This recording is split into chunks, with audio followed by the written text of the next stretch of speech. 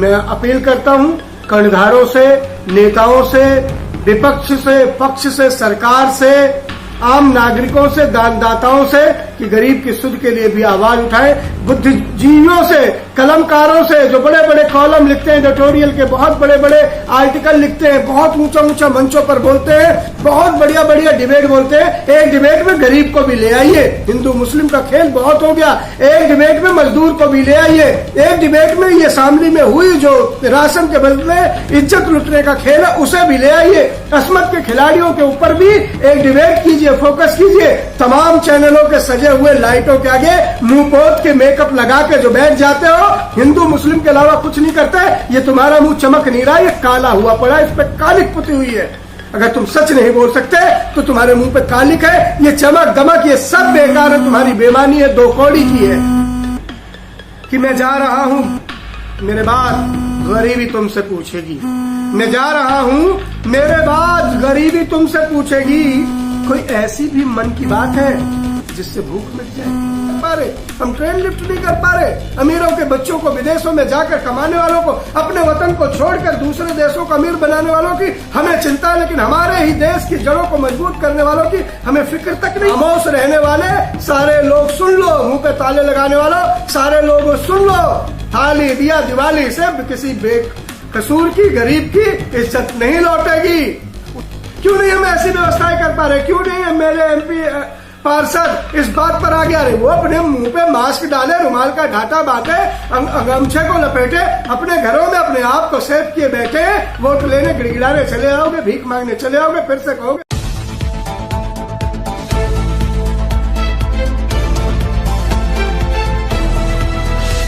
नमस्कार दोस्तों, मैं हूं संदीप और आज आप सबके बीच में फिर से उपस्थित हूं गरीब की, बेजुबान की, मजदूर की, मजलूम की वही दर्द भरी दास्तां लेकर जिसे आज हिंदुस्तान में सियासतदानों की आंखें, रहनुमाओं की आंखें देख नहीं पा रही हैं। वो गरीब आज फिर से बेघर है, वो गरीब आज फिर से बेचैन है, वो गरीब आज फिर से लाचार है, वो फिर से आज चूर चूर है और उसके हिस्से में लाठी डंडा पूछ रहा है कि मेरा कसूर क्या है, किस बात की मुझे सजा मिल रही है, वो पूछ रहा है। लेकिन उसके सवालों पर जवाब देने के बजाय उसके पीठ को पुलिसिया डंडे तलाश रहे हैं, उसकी कमर को पुलिसिया लाठी ढूंढ रही है।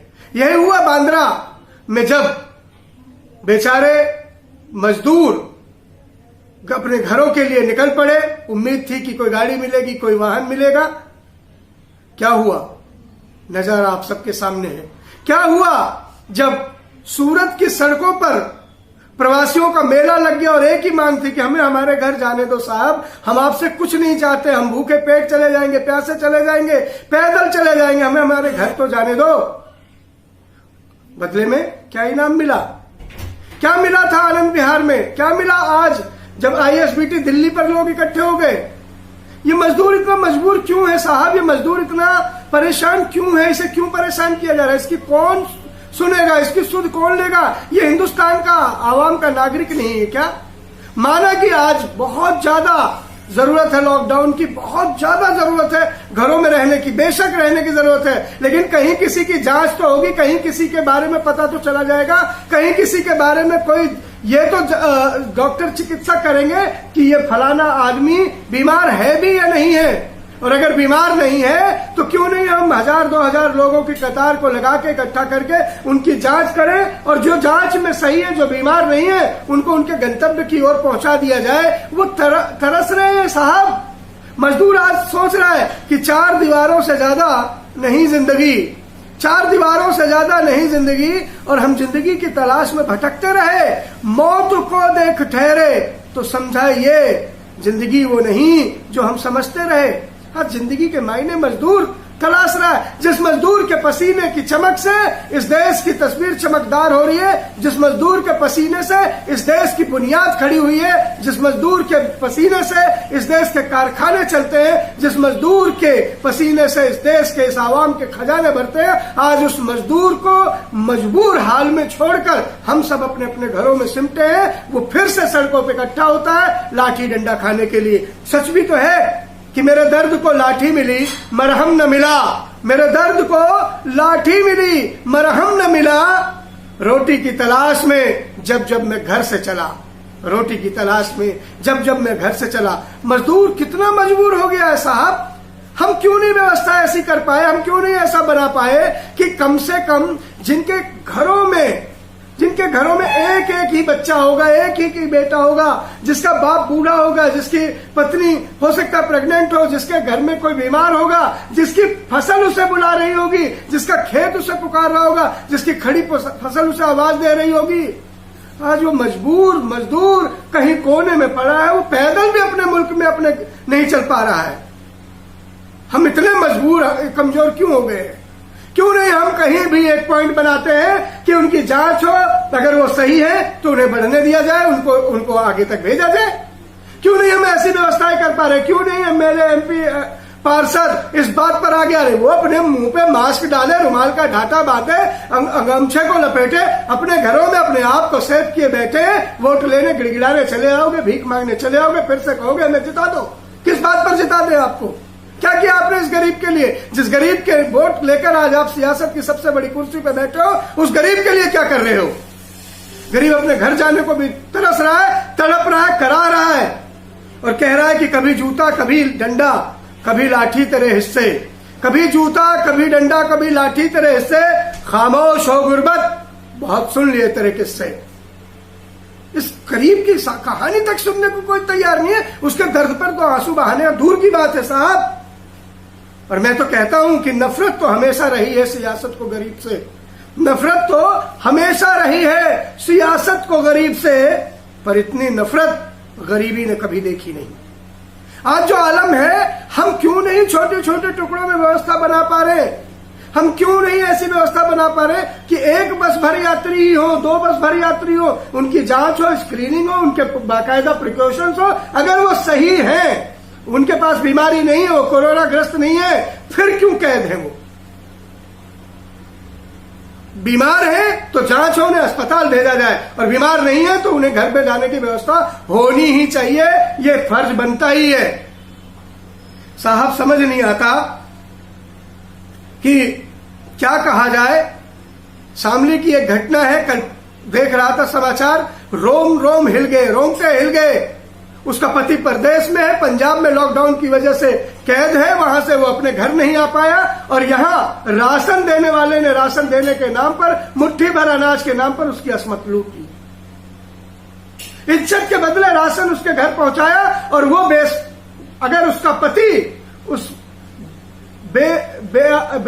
आबरू करने वाले उस इंसान को अगर पता होता कि उसके घर में मर्द है, उसका पति है, तो क्या ये ऐसी घटना हो पाती? उसका पति वहां पंजाब में तड़प रहा है कि मुझे घर जाने दो, और औरत यहां इज्जत नीलाम करा बैठी, और औरत की इज्जत लूट ली गई। दोषी कौन है साहब? कौन है इस बात का गुनहगार? कभी गरीब से पूछिए जो 700, 800, 900 किलोमीटर दूर अपने घरों से कहीं बैठा है, वो घर जाना चाह रहा है, वो तड़प रहा है, वो चिल्ला रहा है, वो गुहार लगा रहा है, और बदले में डंडे लाठी पा रहा है। उसकी घर में बहन बेटियों की इज्जत सुरक्षित नहीं, खेत में उसकी फसल सुरक्षित नहीं, घर के बाहर द्वार पर उसके माँ बाप सुरक्षित नहीं। उसे हर तरह से डर है, खौफ है, और उसकी तरफ कोई रहम का हाथ भी बढ़ाने वाला नहीं। अगर उस मजबूर औरत जिसकी आबरू मुट्ठी भर अनाज के लिए लूट ली गई, अगर उसका पति पंजाब में लॉकडाउन में बंद नहीं होता, तो क्या वो अपनी इज्जत गंवाती? भूखी थी मजबूर, उससे भूख वो मिटा गया। भूखी थी मजबूर, उससे भूख वो मिटा गया, और मुट्ठी भर राशन की कीमत जिस्म से चुका गया। साहब क्या हालत हो गई है, कितने बेबस हो गया है गरीब। और पेट भर लो बच्चों, मेरी कलम रोई, मेरे कलम से दर्द निकले हैं, और आप तक ये दर्द पहुंचे। मैं इसीलिए बता रहा हूं कि गरीब कितना आज गमजदा है, कितना खौफजदा है अपने ही मुल्क में। वो कितना बेबस, कितना परेशान, कितना लाचार है कि उसके घरों में उसकी आबरू उसकी लुट रही है, और वो बाहर कहीं कैद किसी चार दीवारी में सिमटा अपनी जिंदगी को मौत से बदतर देख रहा है। पेट भर लो बच्चों, सब बेच ये अनाज मिला, बाजार में मेरा बस इतना ही मोल मिला। दर्द होता है कि नहीं होता है? आंसू आते हैं कि नहीं आते? अरे सांस लेने के नाम ही जिंदगी है, तो तुम्हें यह जिंदगी मुबारक, तुम जिंदा रहो भैया। सच मत बोलो, मत बोलो, मत निकले तुम्हारे मुंह से सच। पता नहीं कौन सा ताज तुम्हारा छिन जाएगा, पता नहीं कौन सा महल तुम्हारा छिन जाएगा, पता नहीं तुम्हारे कौन से किले में ताला लग जाएगा, तुम्हारा कौन सा कारखाना बंद कर दिया जाएगा अगर तुम सच बोल दोगे। अरे सच बोलना गुनाह हो गया है क्या? किसी गरीब के दर्द के साथ उसकी आवाज के साथ आवाज मिलाना गुनाह हो गया है क्या? ये जुल्म हो गया है क्या? सब अंधे हो गए हैं क्या? किसी को नहीं दिखता कि गरीब आज परेशान है, गरीब के घर में उसकी आबरू लुट रही है, उसकी इज्जत लुट रही है, मुट्ठी भर अनाज के बदले में लुटेरे उसकी माँ बहनों की इज्जत लूटने पे आबादा है। कौन बोलेगा भैया? फिर से भगत सिंह को आना पड़ेगा, फिर से चंद्रशेखर को आना पड़ेगा, फिर से राजगुरु सुखदेव को जन्म लेना पड़ेगा, लाला लाजपत राय फिर आएंगे क्या? अरे संविधान बना के अम्बेडकर साहब चले गए, उस संविधान की पावर दो, उसमें कहीं गरीब के लिए भी कुछ लिखा होगा, उसे उसका हक दे दो कि अपनी ही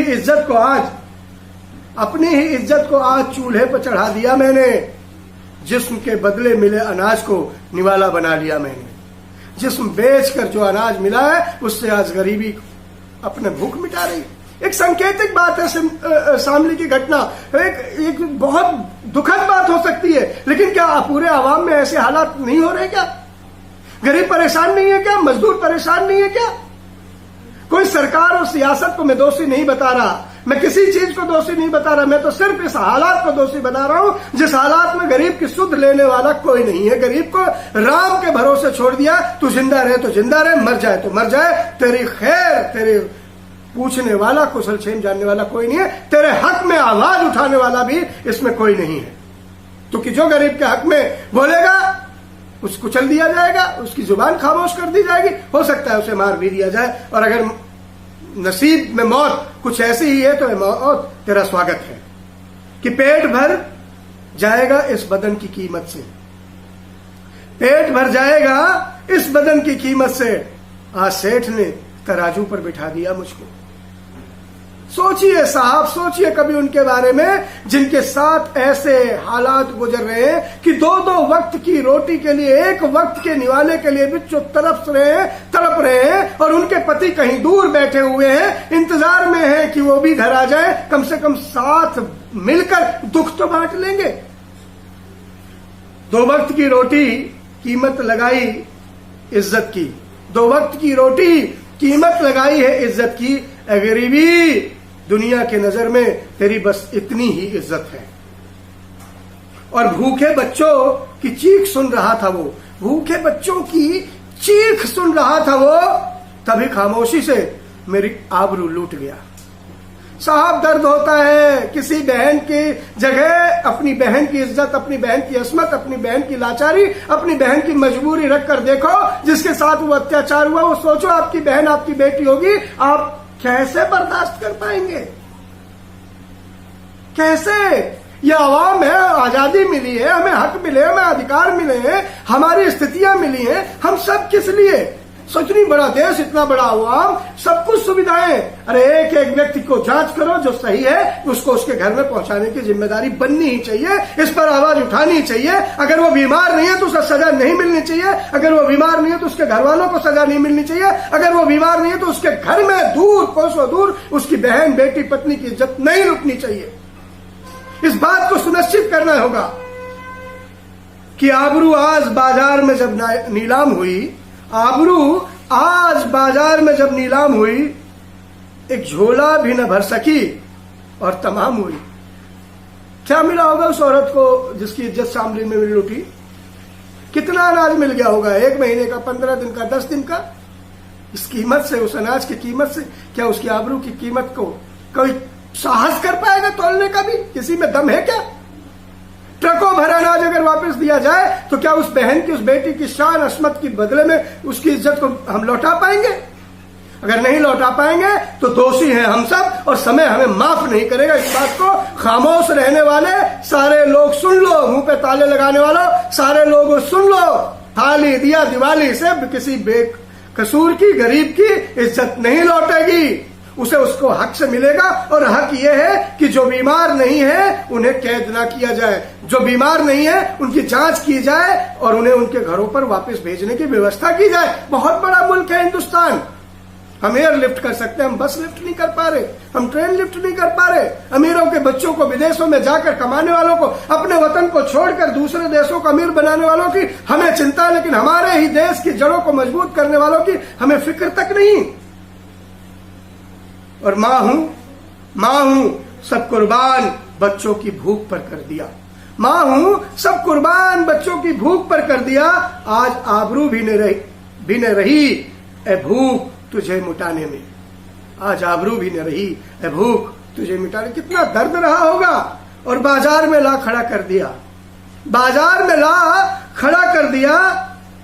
भूख ने जिस्म को सामान बना दिया।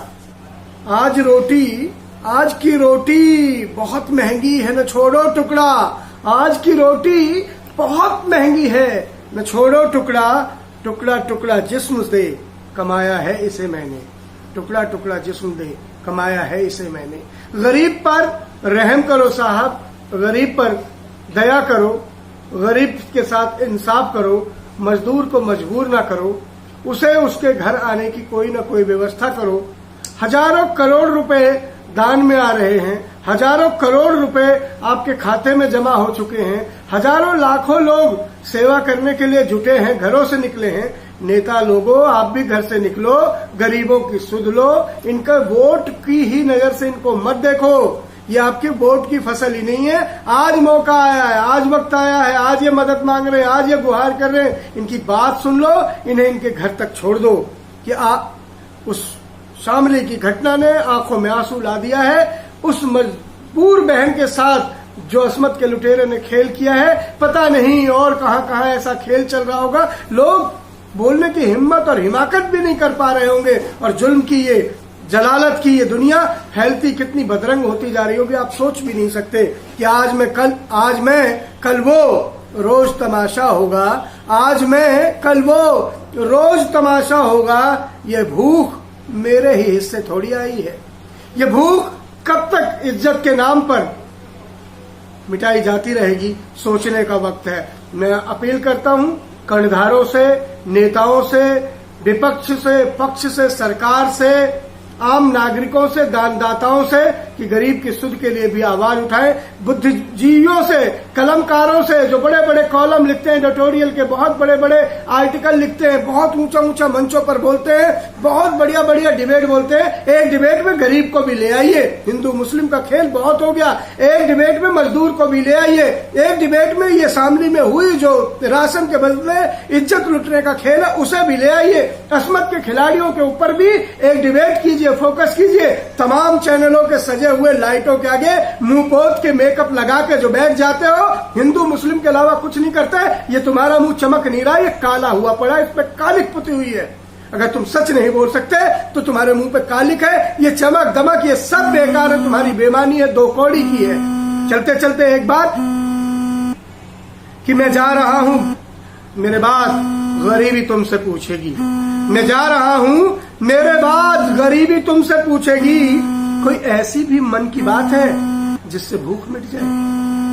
कोई ऐसे भी मन की बात है जो भूख मिट जाए? मैं उम्मीद करता हूं आप सब मेरी बात को गौर से सुनेंगे, समझेंगे, मेरे दर्द को समझेंगे। ये सियासत का वक्त नहीं है, ये नफरत का वक्त नहीं है, ये ईंट गारे लगाकर हिंदू मुसलमान करने का वक्त नहीं है। ये वक्त है आवाम के साथ मजबूती से खड़ा होने का।